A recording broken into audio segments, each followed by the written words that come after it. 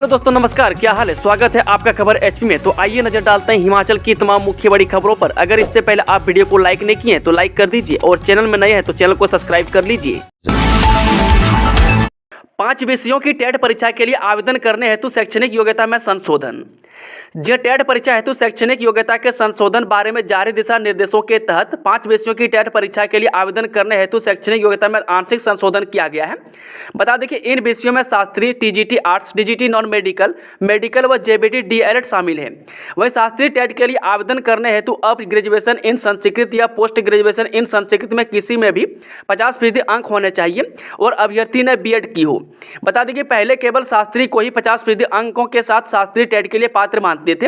अब यदि शास्त्री में अभ्यर्थी के कम मार्क्स हैं और संस्कृत की ग्रेजुएशन में 50% है या पोस्ट ग्रेजुएशन में 50% है तो तीनों में से किसी में भी 50% मार्क्स हो और साथ में बीएड हो तो शास्त्री टेट के लिए अभ्यर्थी पात्र होगा। वहीं अभ्यर्थी के सीनियर सेकेंडरी में 50% अंक हैं, 4 साल का बीएलएड संस्कृत के साथ किया हो तो शास्त्री टेट के लिए पात्र हैं। सरदार पटेल विश्वविद्यालय शुरू करेगा एजुकेशन विभाग, बीएड के साथ एमएड करने की मिलेगी सुविधा। जी सरदार पटेल विश्वविद्यालय यानी कि एसपीयू मंडी ने आने वाले दिनों में एजुकेशन विभाग को शुरू करने की कार्य योजना शुरू करने के लिए कवायद शुरू कर दी है। एसपीयू प्रशासन ने कवायद के तहत विश्वविद्यालय के तहत 18 बीएड कॉलेजों को देखते हुए शुरू करने की योजना बनाई है। बता दें कि एसपीयू में एजुकेशन विभाग शुरू होने पर विश्वविद्यालय में बीएड के साथ एमएड करने की सुविधा मिलेगी।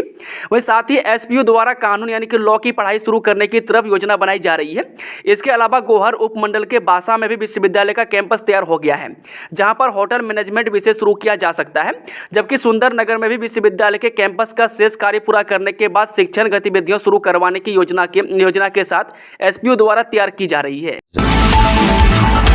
हिमाचल में आंगनबाड़ी के पदों पर निकली भर्ती, महिलाएं ऐसे करें आवेदन। जी बाल विकास परियोजना धर्मशाला के अधीन आंगनबाड़ी कार्यकर्ता के 2 तथा सहायिका के 12 पद भरे जाने तय हुए हैं। इस बाबत बताया गया है कि इन पदों के लिए पात्र उम्मीदवार सादे कागज पर अपने संपूर्ण दस्तावेजों सहित 6 नवंबर तक बाल विकास परियोजना अधिकारी धर्मशाला के कार्यालय में आवेदन जमा करवा सकते हैं। वहीं बता दें कि भर्ती में 18 से 35 वर्ष आयु वर्ग की महिला उम्मीदवार ही पात्र होंगी। पर्यटकों के लिए बड़ी खुशखबरी, अब हिमाचल में घूमना होगा सस्ता, सरकार ला रही नया नियम। जी हाँ, बाहरी राज्यों से हिमाचल प्रदेश आने वाले व्यावसायिक वाहनों पर लगाए गए टैक्स को कम करने की तैयारी शुरू हो गई है। परिवहन विभाग ने इसके लिए खाका तैयार कर लिया है।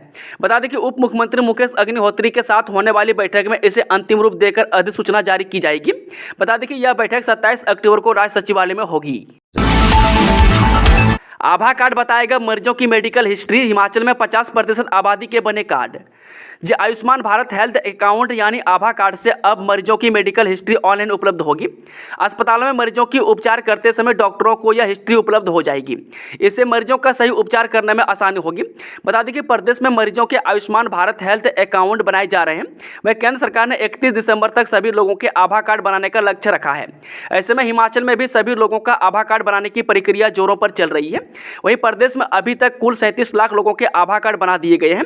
वहीं हिमाचल की आधी आबादी के आभा कार्ड बनाए जा चुके हैं, जबकि बाकी बची आबादी के आभा कार्ड 31 दिसंबर तक बनाए जाएंगे। वहीं बता दें कि हिमाचल में आशा व आंगनबाड़ी कार्यकर्ताओं घर घर जाकर लोगों के आभा कार्ड बनाने का काम कर रही है। वह कार्ड में आपके स्वास्थ्य से संबंधित पूरी जानकारी डिजिटल फॉर्मेट में दर्ज होती रहेगी। वह पूरी मेडिकल हिस्ट्री अपडेट होगी। बहाल होगा प्रशासनिक ट्रिब्यूनल, कैबिनेट से हरी झंडी मिलने के बाद मांगी मोदी सरकार से अनुमति। हिमाचल सरकार अपने कर्मचारियों और अधिकारियों के लिए राज्य प्रशासनिक प्राधिकरण यानी कि एडमिनिस्ट्रेटिव ट्रिब्यूनल को फिर से खोलने जा रही है। वह कैबिनेट ने अनौपचारिक एजेंडा के तहत यह फैसला लिया था।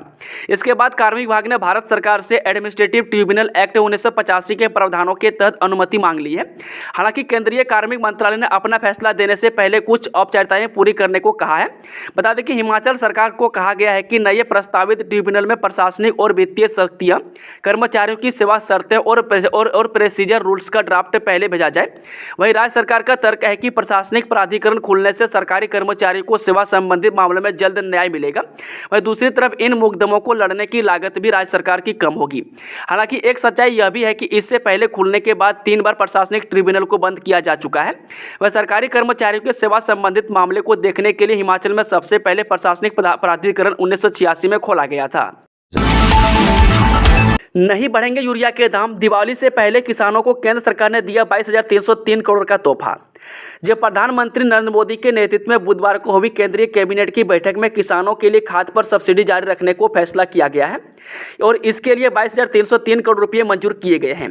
बता दें कि केंद्रीय मंत्री अनुराग ठाकुर ने बताया कि खाद की कीमतों पर सरकार किसी तरह का असर नहीं होने देगी। वहीं NBS के तहत किसानों को खाद रियायती दामों पर मिलते रहेंगे और यूरिया का एक भी पैसा दाम नहीं बढ़ेगा। इसके अलावा मोदी कैबिनेट ने प्रधानमंत्री कृषि सिंचाई योजना त्वरित सिंचाई लाभ कार्यक्रम के तहत उत्तराखंड की जमरानी बांध बहुउद्देशीय परियोजना को शामिल करने की मंजूरी दी है। इससे उत्तराखंड और यूपी को लाभ मिलेगा। 9 रोजगार मिला, 9 महिलाओं को 1500 रुपये। कांग्रेस की गारंटियों पर संबिता पात्रा ने जमकर घेरी कांग्रेस। जी, हिमाचल में विधानसभा चुनाव के दौरान कांग्रेस पार्टी द्वारा की गई गारंटियों पर भाजपा ने कांग्रेस पार्टी व प्रदेश सरकार को आड़े हाथों लिया है। भाजपा के राष्ट्रीय प्रवक्ता संबित पात्रा ने कहा है कि हिमाचल प्रदेश में विधानसभा चुनाव के दौरान कांग्रेस पार्टी के हर नेता अपने बड़े बड़े दावे किए। प्रियंका गांधी और अलका लांबा द्वारा सबसे बड़ी घोषणा की गई थी कि कांग्रेस के सत्ता में आते ही 5 लाख युवाओं को रोजगार दिया जाएगा। वह पहली कैबिनेट बैठक में इसे देने की घोषणा की गई, लेकिन कई बैठक हो गई, फिर भी कुछ नहीं हुआ।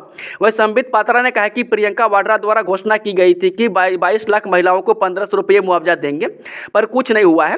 वह बल्कि 1150 रुपये और 1350 रुपये हिमाचल प्रदेश में भारतीय जनता पार्टी की जयराम ठाकुर सरकार जो महिलाओं को पेंशन दे रही थी उसे बढ़ाकर 1500 कर दिया। वह कांग्रेस ने कहा था कि अतिरिक्त 22 लाख महिलाओं को भी भुगतान किया जाएगा, मगर अब तक कुछ नहीं हुआ है।